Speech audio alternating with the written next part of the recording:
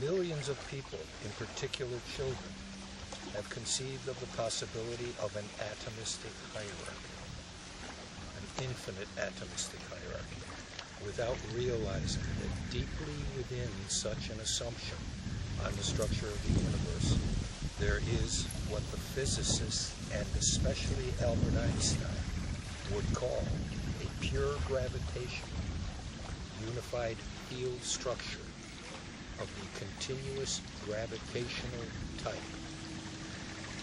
In the years 1969 and 70, a paper entitled On the Structure of the Field was written. That paper is an axiomatic treatise which develops first the geometry of a child's atomistic hierarchy, and second, on page 17, introduces the universal 1/r² gravitational field as inherent in the first assumption. The curious point is, why did this person recognize a pure gravitational unified field structure? The answer is simple, but involves myself being a child prodigy intimately involved with the law of gravitation. Let's begin here. If we asked all of the millions of children, including their parents, who might be cobblers, farmers, scientists, if we asked everyone to sit down and write about the geometry of the atomistic hierarchy, they would begin as follows, every one of these millions. First, we assume our observable universe, finite observable universe,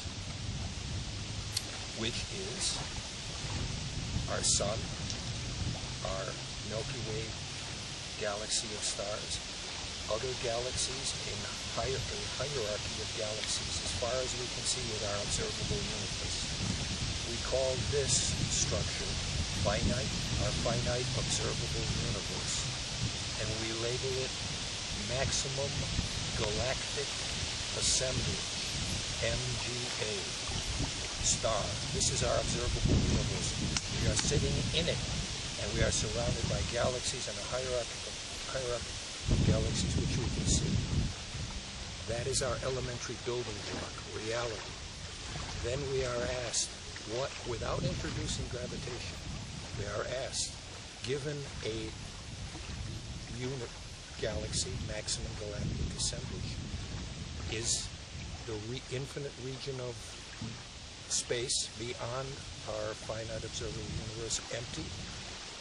No.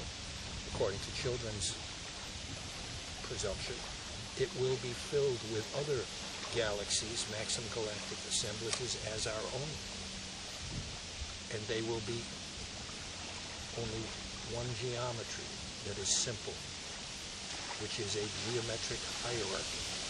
There will be groups of finite observable universes, many groups. This constitutes an elementary particle in a larger dimension of matter construction. There will be groups, second order of groups, in another geometric progression hierarchy, which is an elementary particle in a second larger dimension of matter construction. That is what the treatise entitled On the Structure of the Field, 1969 and 70, developed within the first 16 pages. The atomistic hierarchy, as everyone conceives it, the geometry inherent of child's atomistic hierarchy is a simple geometric progression. That's how everyone would write it, and that is independent of the gravitational field. On the Structure of the Field, the 1/r² gravitational field is introduced on pages 17 through 19 as inherent in the first assumption of structure. Once that happens, the unified field structure reveals itself in a dramatic form so profound. They can only be compared to this prelude to Richard Strauss's Also sprach Zarathustra.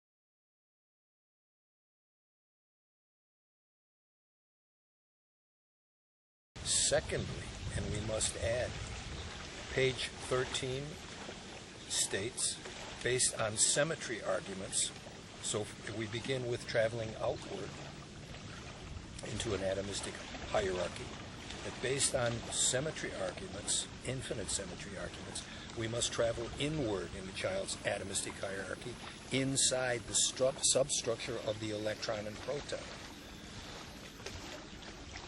And it's called inward-outward stratified structural form.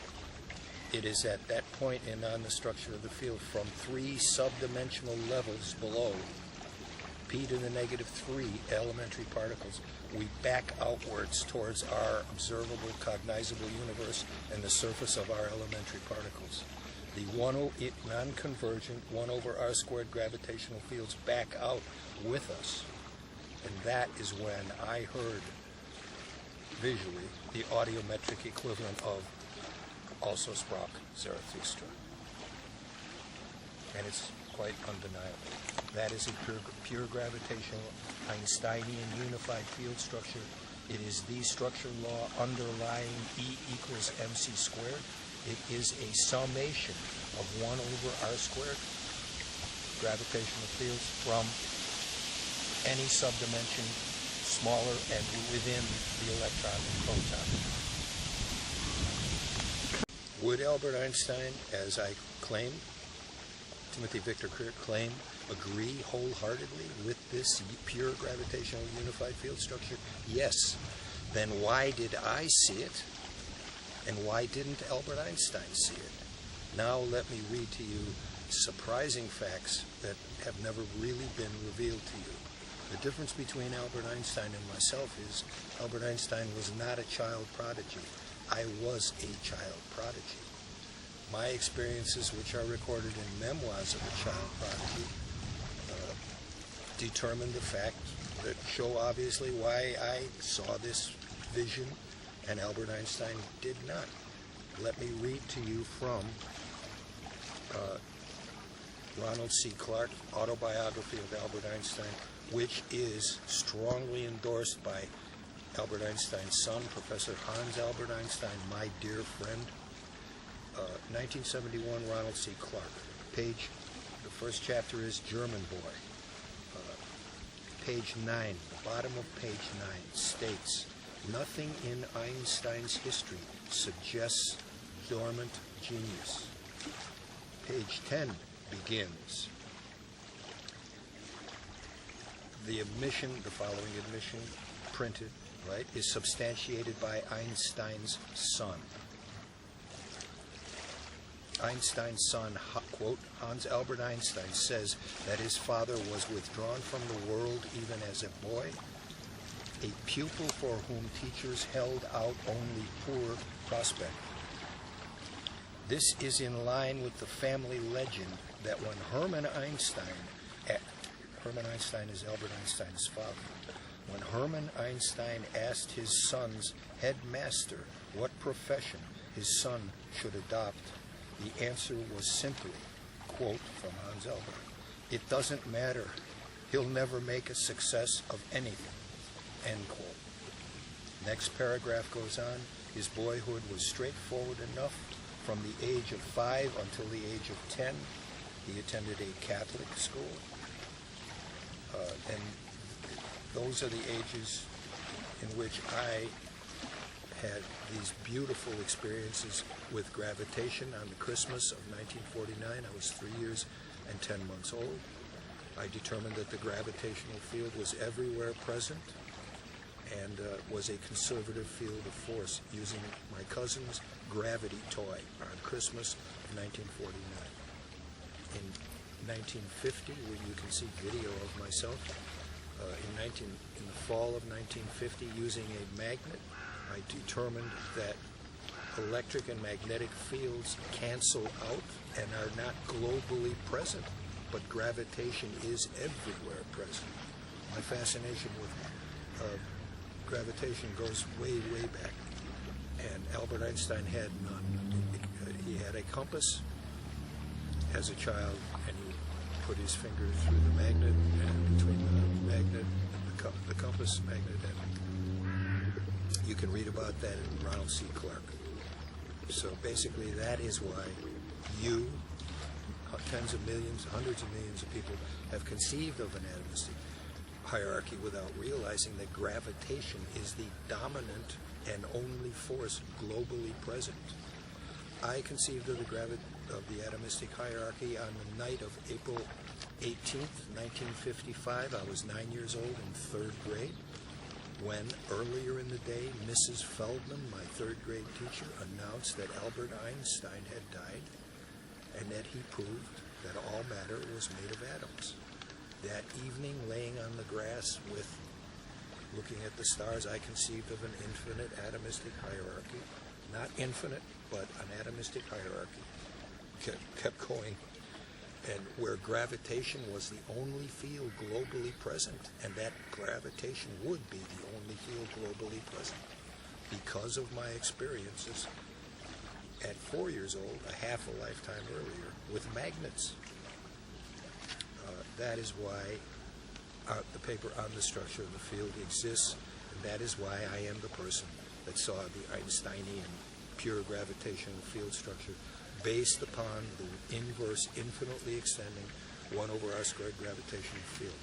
That is the structure law, the child's structure law, gravitational field structure law, that underlies E equals mc squared. Einstein derived E equals mc squared. His derivation is not a structure law. Albert Einstein realizes in 1905 and in 1936 that he does not know what the substructure of the proton, electron, and neutron are.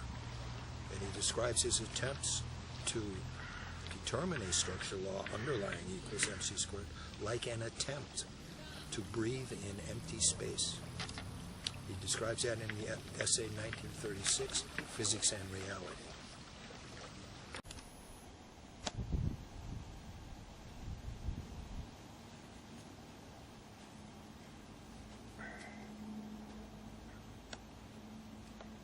The first equation on the Einstein tablet is a structure law. It includes Newton's law of structure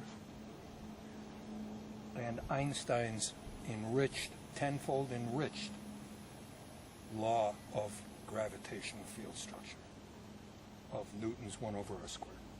The second equation on the Einstein tablet is a photoelectric effect. It is not a theory of photons. third equation, E equals mc squared, is not a structure law, as it is a kinematic law that says nothing about the substructure of a proton or neutron or electron. So we write this. E equals third equation on the Einstein tablet. E equals m c squared. This, again, is not a structure law. The third equation is not a structure law. Einstein's first equation is a structure law, a powerful structure law. E equals mc squared according to the child's atomistic hierarchy. There is a structure law, which means, according to billions, millions, and millions of children, that the substructure of a proton or neutron is a smaller elementary particle, a smaller universe, which on the structure of the field, which is available on Kindle, describes as a maximum galactic assemblage to the -1. What does that mean? It's very simple. It's a smaller dimension of matter's construction. It has a superposition of gravitational fields from smaller elementary particles of construction, exactly as Carl Sagan says. So we will write it simply as mgA to the -1.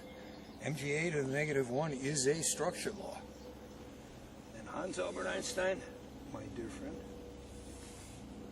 I'm sure he agreed completely. So we write down the new enriched structure law to E equals mc squared. We're writing it down simply here as a summation, a linear summation. That's what this symbol means. A summation of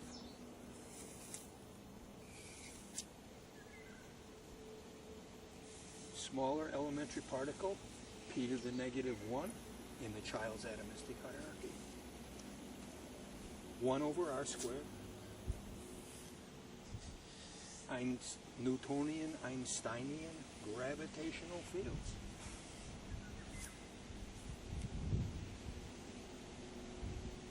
So, from a smaller dimension of matter construction, the gravitational fields from 10 to the 80th of the smaller child's atomistic hierarchy, smaller dimensions of matter construction,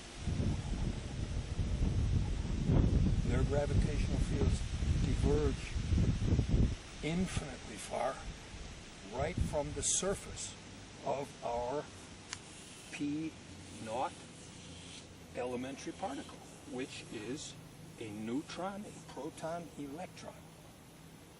And those gravitational fields from a smaller dimension of matter construction diverge like also sprach Zarathustra and extend into here.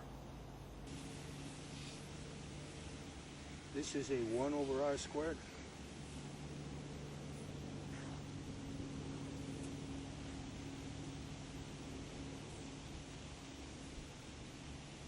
This is the child's structure law behind E equals mc squared, which you see there.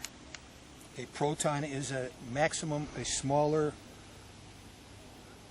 galactic universe, just as ours is a unit universe as we look outward.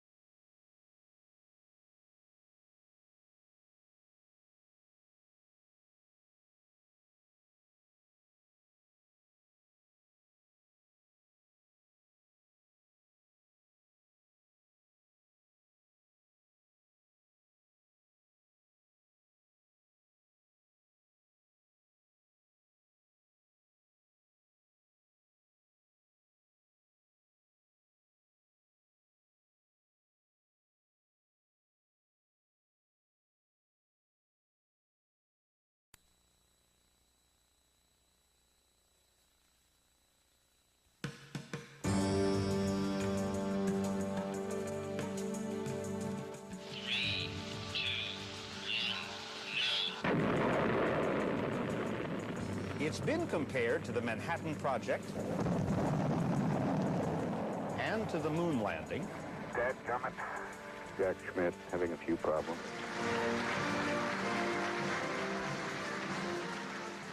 Today, we celebrate the revelation of the first draft of the human book of life.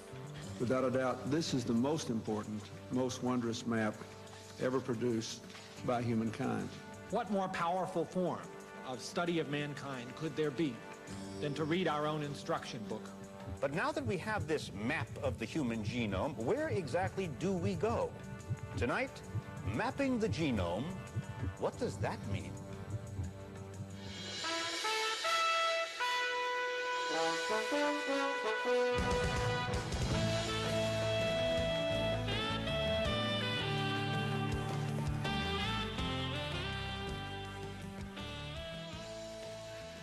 So what exactly happened today? It's not like 2,000 scientists got up this morning, flipped on their computers, tapped in some data, and then all over the world and all together they said, oh my gosh, we've just completed the list of the basic chemicals that make up a human being. Let's have a press conference. That is not what happened today. First of all, the job, in fact, is not finished. It's going to take another 2 to 3 years to complete and to check. Second, there was nothing spontaneous about today's White House announcement. Everything that happened, who spoke when, who sat where, who said what, about whom, all of that was painstakingly prearranged because the scientists involved, and we have two of the biggest ones coming up in just a moment, they are a competitive and occasionally prickly bunch who know all too well that this is going to bring some of them great glory, and of course, they want credit. Because bottom line, what was announced today is truly glorious. It's as though, says science writer Matt Ridley, that we humans were standing together in the dark inside a magnificent Gothic cathedral filled with gargoyles and pillars and interlacing stone and lattice work which we could not see, not in the dark. But then somebody switched on the lights, and there it was, the whole complex, beautiful structure of a human, God's secrets gradually becoming visible. That's what started today. And to show you how, let's step back a bit.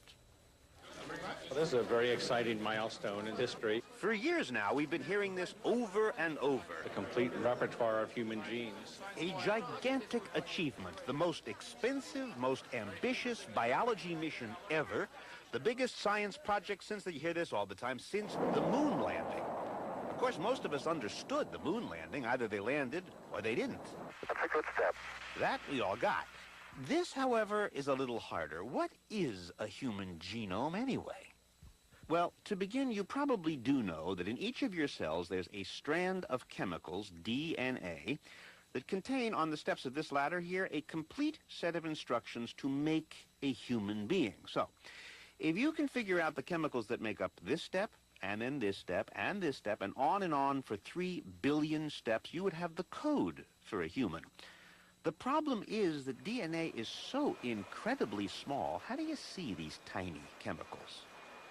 Well, all over the world for the past few years, scientists sponsored by the U.S. government's Human Genome Project and by private firms have been using computers. And here's what they do.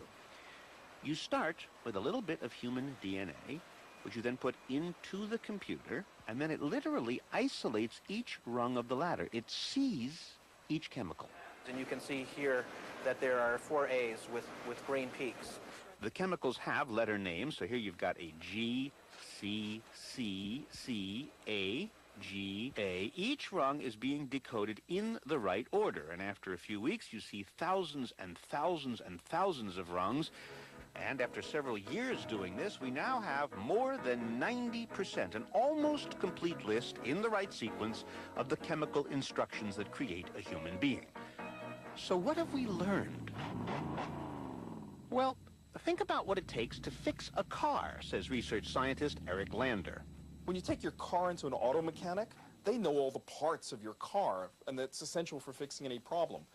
That's the same thing the Genome Project is doing for medicine now. For the first time, doctors have access to all the parts.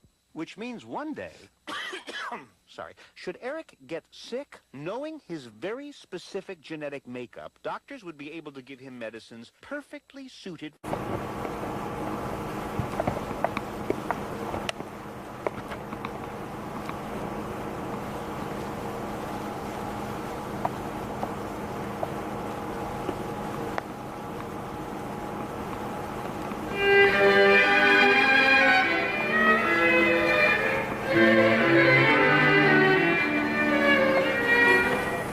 Simon & Schuster Audio presents Einstein, His Life and Universe by Walter Isaacson. Read by Edward Herman.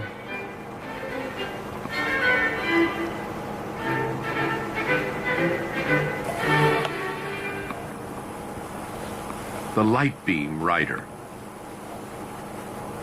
I promise you 4 papers, the young patent examiner wrote his friend.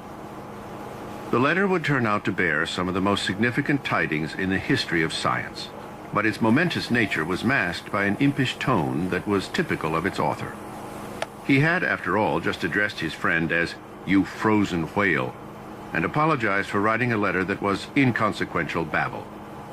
Only when he got around to describing the papers, which he had produced during his spare time, did he give some indication that he sensed their significance. The first deals with radiation and the energy properties of light, and is very revolutionary, he explained. Yes, it was indeed revolutionary. It argued that light could be regarded not just as a wave, but also as a stream of tiny particles called quanta. The implications that would eventually arise from this theory, a cosmos without strict causality or certainty, would spook him for the rest of his life. The second paper is a determination of the true sizes of atoms. Even though the very existence of atoms was still in dispute, this was the most straightforward of the papers, which is why he chose it as the safest bet for his latest attempt at a doctoral thesis. He was in the process of revolutionizing physics, but he had been repeatedly thwarted in his efforts to win an academic job or even get a doctoral degree, which he hoped might get him promoted from a third to a second-class examiner at the patent office. The third paper explained the jittery motion of microscopic particles in liquid by using a statistical analysis of random collisions.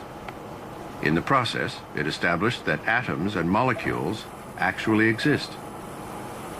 The fourth paper is only a rough draft at this point and is an electrodynamics of moving bodies which employs a modification of the theory of space and time.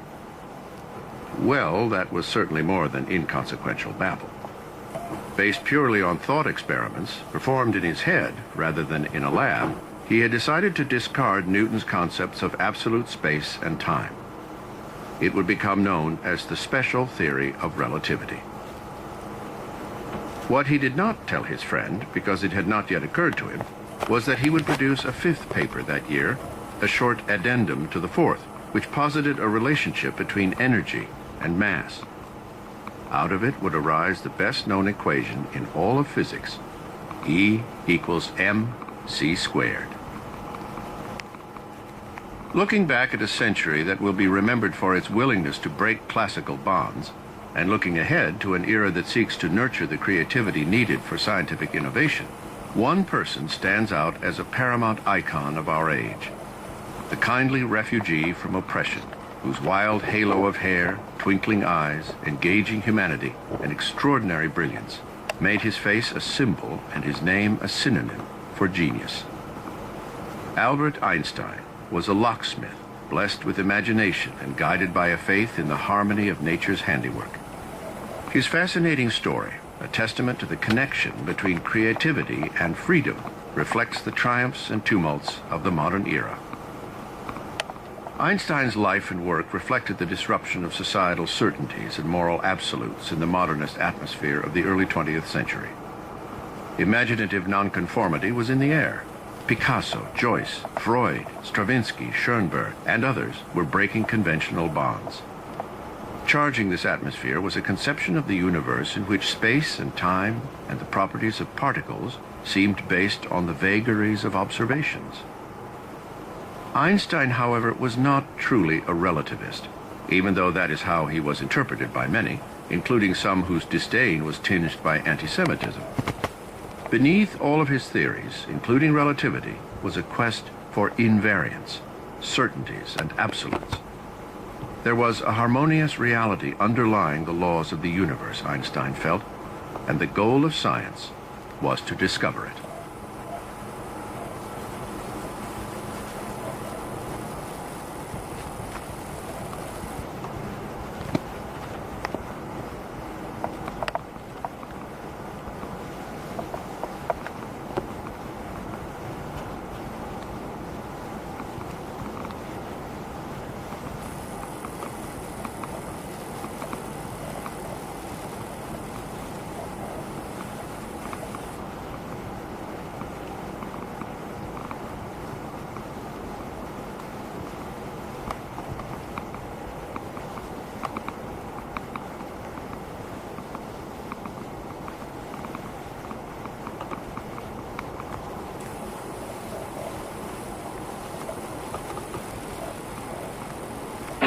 clue, an explanation, an insight, a much deeper insight into what's going on than ever before. And I often use the expression, a joy of insight.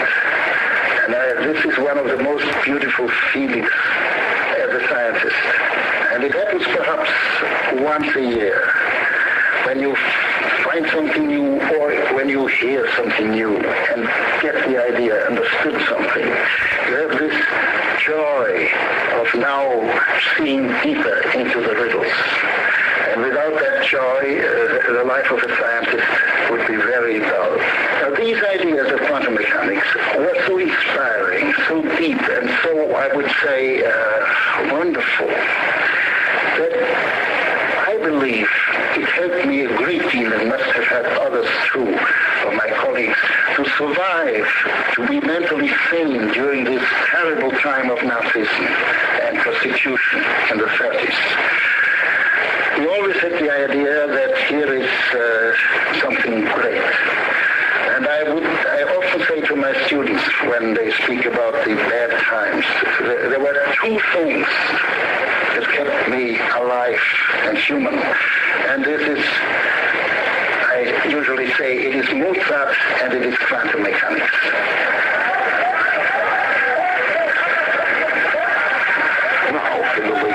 They do the sheet, that enemy of the world, Hitler. And therefore we were not much thinking about the deep moralities of it. But to be frank, I'm sure there were other reasons too. After all, I was a pretty young fellow at that time. I was not one of the leaders of physics. And all the great people went into this. And of course, there was a strong urge to be with them and to participate in this great experience that you can release the cosmic forces that were hidden in the nucleus, that had never been shown before except in the center of the sun. In May 1945. I've had a little guilt to leave the others alone when I would have run away at that time. In June 1945, the first atomic bomb was ready. But the test had an unexpected side. The first atomic bomb was ready. But the test had an unexpected side. The test of the first nuclear bomb in the Alamogordo desert had to be postponed by about 4 hours. There was an intercom system, and that intercom system was the same wavelengths as a local radio station. And this was one of the most grotesque and uncanny feelings I had when the countdown started. 10, 9, 8... You heard the background music, the Nutcracker Suite by Tchaikovsky. Whenever I hear that melody, the whole thing comes back to me. And then zero, and here was the explosion.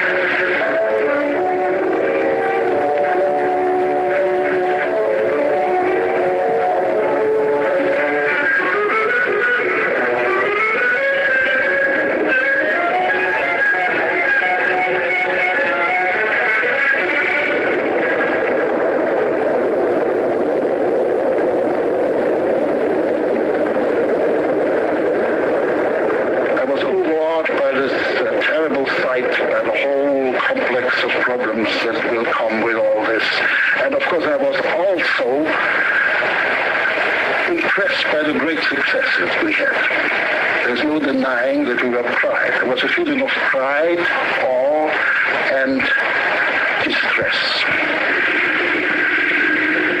In August 1945, the atomic bomb was dropped on Hiroshima.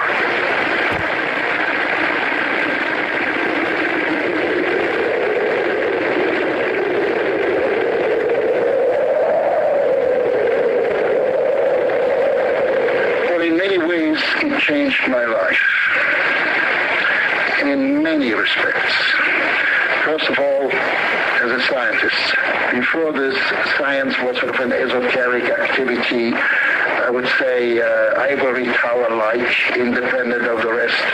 And this put us right squarely into the life of the nation, of the world. Secondly, of course, it raised the reputation of science. It was then very easy to get jobs and support for research, which are all things that are perhaps not of primary importance, but they are of importance. And third, it showed to all of us that the problems of life are not simple.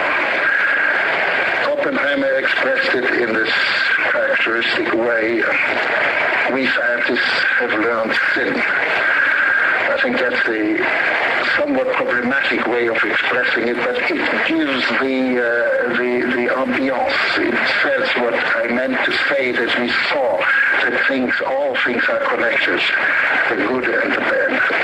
That science is not only for the good, it can also be for the bad. Victor Weisskopf had started to have second thoughts about the role of science in society. He began to feel that scientists had a responsibility to communicate with the public, to warn when science might be harmful, and to work for solutions to such problems.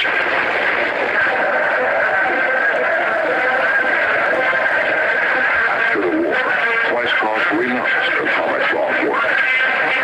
He joined other scientists in an effort to achieve international control of nuclear weapons.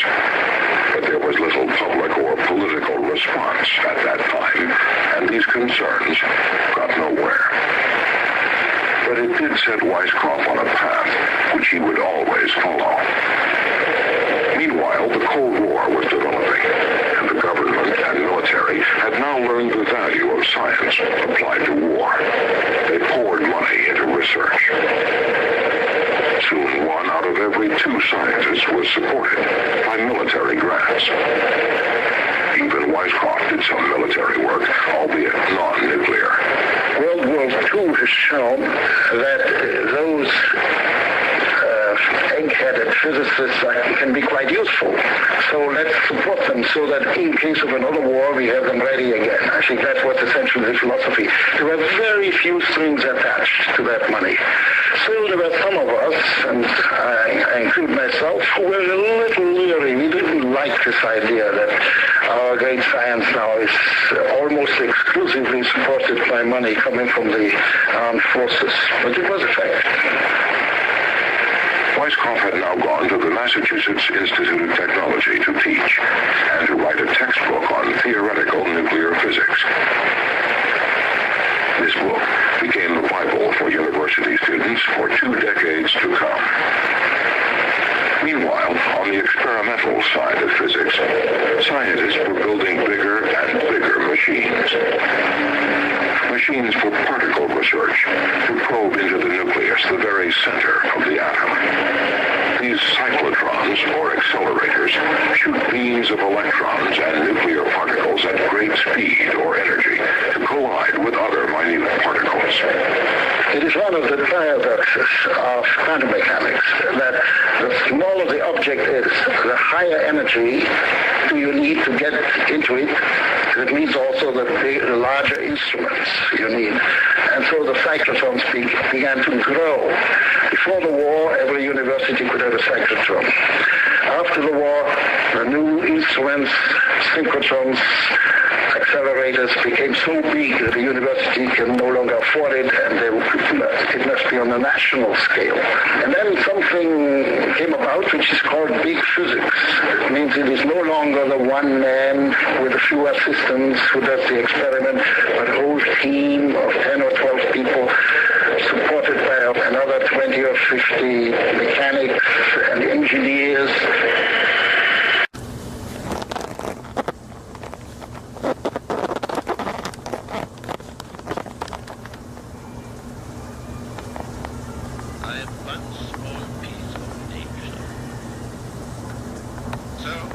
Einstein described himself. In 10 years, Einstein went from high school dropout to formulator of the theory of relativity. How? Why? What can we learn from his career about our most precious resource, the human mind? I believe that one of the strongest motives that lead men to art and science is flight from everyday life with its painful harshness and wretched dreariness. One who is more finely tempered is driven to escape from personal existence to the world of objective observing and understanding.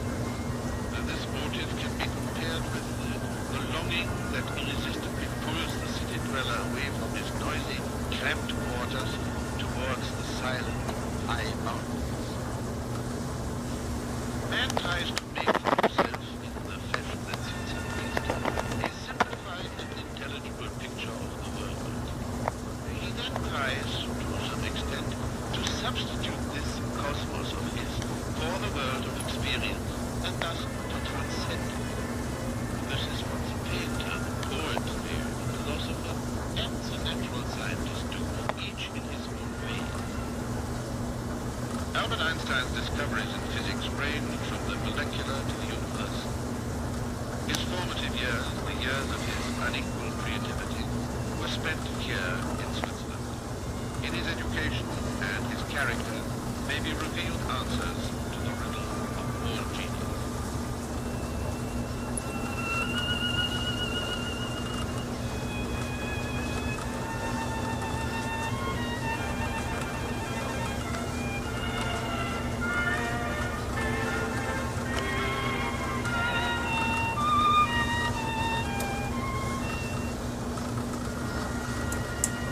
Einstein submitted only 14 lines in response to a biographical request from Susskind. That modest summary conceals one of the greatest adventures in human thought. He was born in Ulm, Germany, on March 14, 1879. Spent his childhood in Ulm and Munich. Went to college in Zurich. After graduation, he became a patent examiner in Bern. Astonished the world with a series of discoveries that transformed physics. Honored by the Sorbonne and by the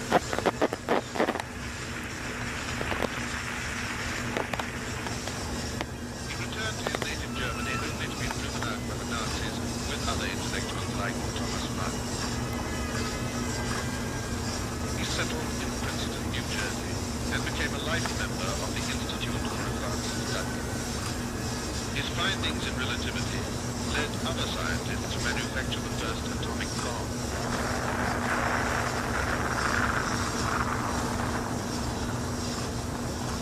But Einstein had no part in the making of the bomb and urged nations to renounce it as a weapon of war. Einstein spent his last years at the Institute seeking to develop a unified field theory that would integrate all natural phenomena. He was 76 when he died on April the 18th, 1955. He asked that there be no ceremony, no shrine. Einstein's achievements have been enshrined in memory for mankind. To trace the nurturing of his genius, one must go back to 1895. In the late summer of that year, a troubled but determined young man of 16 arrived in Zurich. Albert Einstein had fled without a diploma from the rote learning of an authoritarian secondary school in Munich. Einstein came to Zurich. As Einstein explained it, it followed from the special theory of relativity that mass and energy are but different manifestations of the same thing, a somewhat unfamiliar conception for the average mind. Furthermore, the equation E is equal mc squared, in which energy is per equal to mass multiplied with the square of the velocity of light, showed that very small amount of mass may be converted into a very large amount of energy, and vice versa. The mass and energy were in fact equivalent, according to the formula mentioned above. This was demonstrated by Kocher and Walton in 1932 experimentally. Einstein's hypotheses were to be confirmed by the unlocking of the atom, the development of nuclear energy, and the making of an atomic bomb. Einstein's energy encompassed even more than the theory of relativity. That privacy was lost irrevocably after the First World War. The name Einstein became a household word, a symbol of man's yearning to salvation through science. His overriding concern was that man learn to control the forces science had unleashed.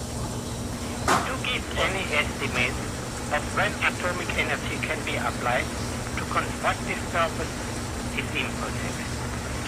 What now is known is only how to use a fairly large quantity of uranium. The use of quantities sufficiently small to operate, say, in a car or an airplane is as yet impossible. Presumably, all materials which may be used for such purposes will be among the heavier elements of high atomic weight.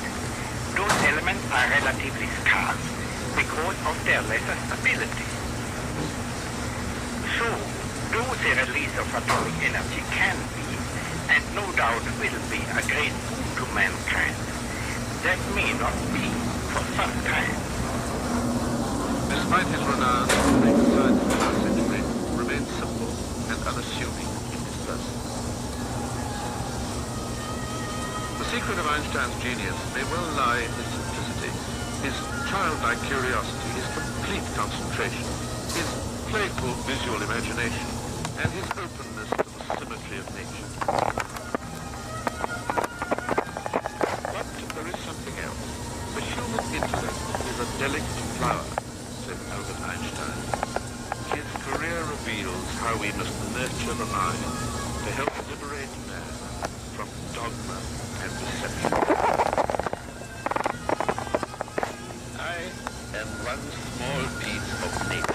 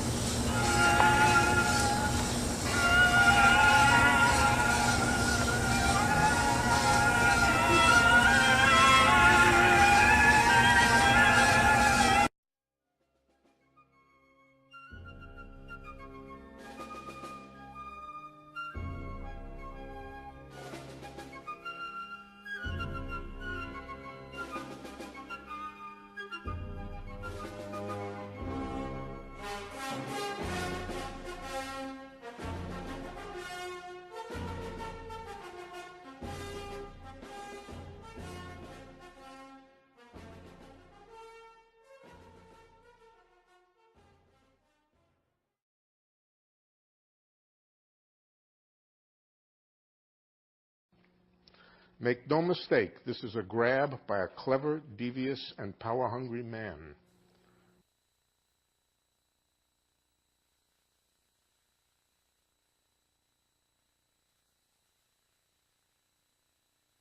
Would Albert Einstein plead for a vision that exhibits 1. Childlike curiosity, and 2. Exhibits the symmetry in nature, and 3. Is the culmination of a child's visual thinking, whose audiometric analog is, unequivocally, the prelude to also Sprach Zarathustra, and is in fact the uncontestable physical theory of e pluribus unum.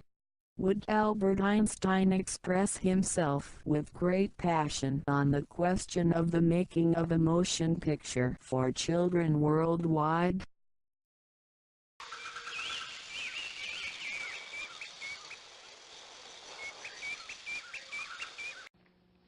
Make no mistake, this is a grab by a clever, devious, and power-hungry man. It is a pooch. This may well be the most important target for our protests. Personally, it scares me more than anything else the Orange Godzilla has done. Please, don't ignore it, and please respond with action. Thank you.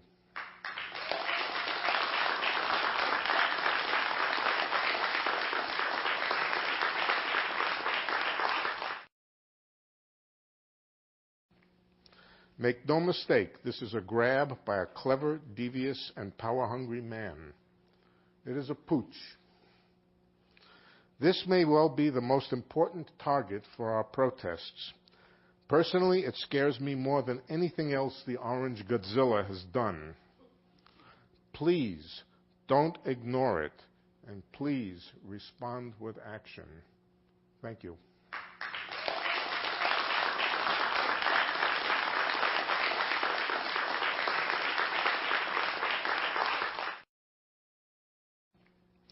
Make no mistake, this is a grab by a clever, devious, and power-hungry man.